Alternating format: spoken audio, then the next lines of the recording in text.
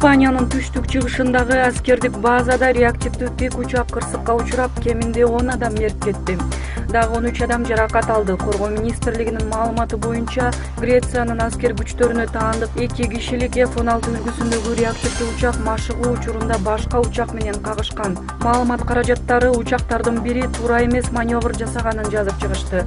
Кырсыкка кабылган учкучтар мерт кетти. Египеттин мурдагы президенти Хосни Мубарактын 2 уулу камактан бошотулду. Алар 4 жыл мурун атасы бийликтен кулатылган учурда камакка алынган эле. Египет бийлигинин маалыматы боюнча, Аля менен Гамал Мубарак 26 январда эртең менен түрмөдөн чыгарылган.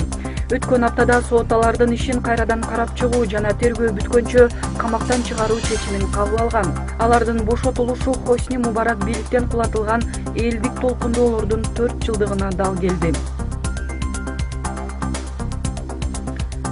Күрд күчтөрү 4 айга созулган салгылаштан соң Сириядагы Кабани шаарын өз көзөмөлүнө алды. Ислам мамлекети тобунун террорчуларынан шаарды тазалоодо күрдтөргө АКШнын күчтөрү көмөк көрсөткөн. Алар террорчул топторго абадан сокко урушту.